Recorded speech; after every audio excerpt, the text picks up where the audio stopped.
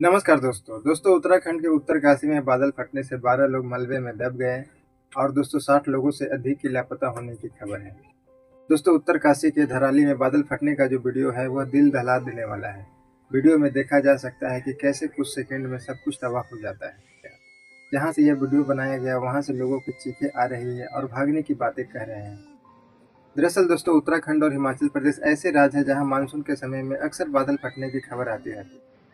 ऐसे में दोस्तों आइए आज की वीडियो में जानते हैं कि क्या होता है बादल का फटना, ऐसी घटनाएं क्यों होती है और देश में इसका खतरा कहाँ-कहाँ ज़्यादा रहता है। साथ ही साथ दोस्तों हम लोग यह भी बात करेंगे कि मौसम विज्ञान बादल फटने की घटनाओं की सटीक भविष्यवाणी क्यों नहीं कर पाता है। तो दोस्तों आप मेरे साथ वीडियो के अंत तक बने रहें, तो चलिए वीडियो स्टार्ट करते हैं।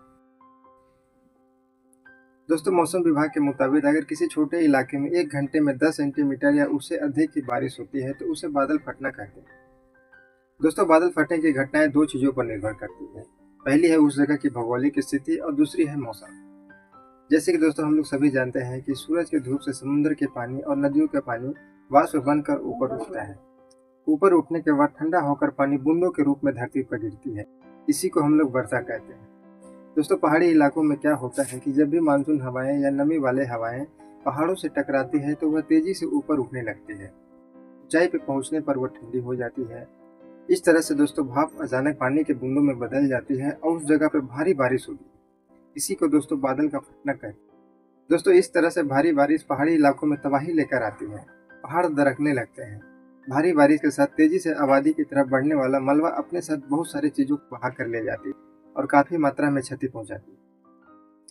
दोस्तों अब बात आती है कि उत्तराखंड और हिमाचल प्रदेश में ऐसी घटनाएं ज्यादा क्यों होती हैं।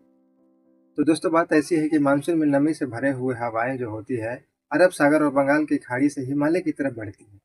जब यह उत्तराखंड और हिमाचल के पहाड़ियों से टकराती है तो तेजी से ऊपर उठती है। और जैसे कि आपको बताएं कि ऊंचाई की तरफ जाने से तापमान कम होता है जिससे कारण वह संघनित होता है और अधिक वर्षा होती है।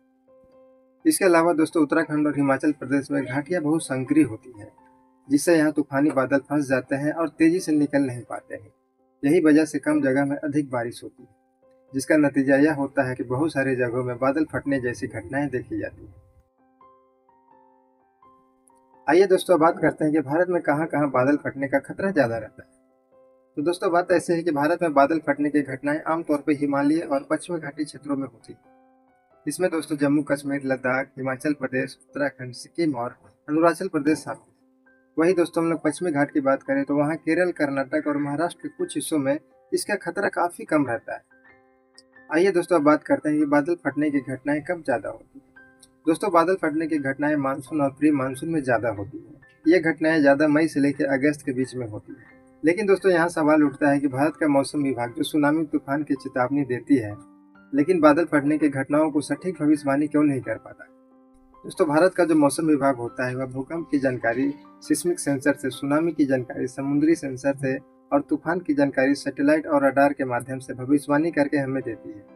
लेकिन दोस्तों बादल फटने की सटीक भविष्यवाणी नहीं कर पाती। इसका कई कारण। दोस्तों इसका पहला कारण है बादल फटने की घटनाएं छोटी क्षेत्रों और कम समय में होती है, जिसके लिए हाई क्वालिटी की रेजोल्यूशन रडार और सैटेलाइट डेटा चाहिए, जो भारत में सीमित है। दोस्तों दूसरा कारण है हिमालय जैसे क्षेत्रों में जटिल स्थलकृति और स्थानीय जलवायु परिवर्तन भविष्यवाणी को और जटिल बना देता है। वहाँ पे बार बार मौसम बदलती है। ऐसे में दोस्तों सटीक जानकारी इकट्ठा कर पाना काफी मुश्किल होता है। दोस्तों तीसरा कारण है कि मौजूदा समय में भारत के पास जो रडार सिस्टम है वह भारी बारिश की चेतावनी दे सकता है, लेकिन विशिष्ट स्थान और समय की सटीक भविष्यवाणी के लिए घने रडार नेटवर्क और डोपलर रडार की कमी है, जो काफी महंगे होते हैं। दोस्तों धराली में भी वही हुआ। वहाँ पे मौसम विभाग ने भारी बारिश की चेतावनी दी थी, लेकिन बादल फटने की विशिष्ट जानकारी नहीं दे सकी। दोस्तों धराली में जो बादल फटने की घटना हुआ है, यह घटना ने स्थानीय निवासियों और पर्यटकों के बीच में दहशत फैला दी है। गंगोत्री धाम का संपर्क जिला मुख्यालय से कट गया है। ऐसे में दोस्तों धराली में बादल फटने की घटना ने एक बार फिर मौसम विज्ञान की सीमाओं को उजागर किया है। छोटे क्षेत्रों में दोस्तों तीव्र बारिश की सटीक भविष्यवाणी के लिए उन्नत तकनीक और निवेश की जरूरत है। इसके अलावा दोस्तों जो हमारे देश के नीति निर्माता है उनको भी हिमालय क्षेत्र में जलवायु परिवर्तन के प्रभाव को ध्यान देना होगा, ताकि भविष्य में ऐसी तबाही को कम किया जा सके। तो दोस्तों आज के वीडियो में बस इतना ही। फिर मिलते हैं किसी अगली वीडियो के साथ, तब तक के लिए नमस्कार।